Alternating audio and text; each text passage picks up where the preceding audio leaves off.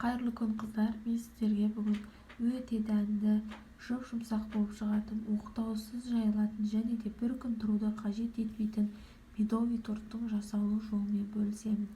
Менің каналыма жазылып, пікір қалдыруды ұмытпаңыздар. Балымыздың үстіне осылай отқа ас содасын салып, біраз содасын салып, осылай көпіртіп аламыз, жақсылап.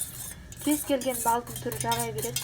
Мінекей міне қоңырқай түске енді келе жатыр балымыз. Осындай қоңырқай түске. Мінекей қыздар, балымыз қоңырқай түске енді үстіне сары майымызды салып ертіп аламыз. Араластырамыз жақсылап.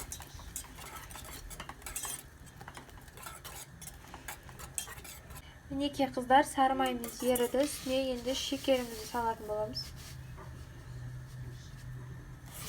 Шекерімізді ерігенше жақсылап араластырып аламыз.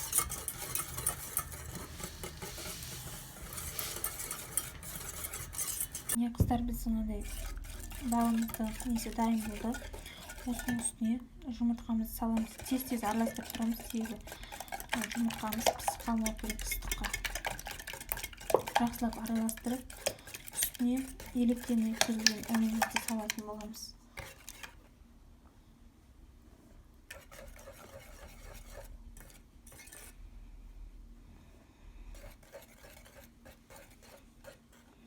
Міне қыздар, біздің қамырымыз дайын болды.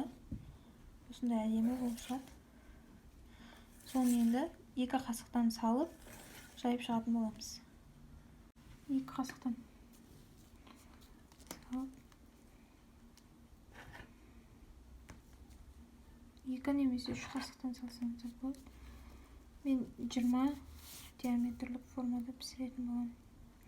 Қыздар, егер үлкен диаметрлі формада пісіретін болсаңыздар, астына жаза кетем, оғанда қалай жасау керектігін. Сол бойынша жасасаңыздар болады. Қыздар, осындай жайып шықтық.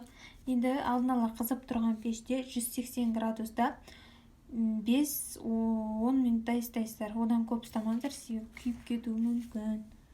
Міне қыздар, крождарымыз дайын, өте жұмсақ, нәзік болып шығады. Енді тортымызды жинайтын боламыз.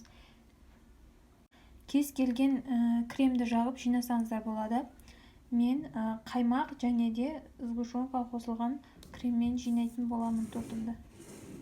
Қайырлы күн қыздар, мен сіздерге бүгін өте дәмді, жұмсақ болып шығатын, оқтаусыз жайылатын және де бір күн тұруды қажет етпейтін медовый торттың жасалу жолымен бөлісемін.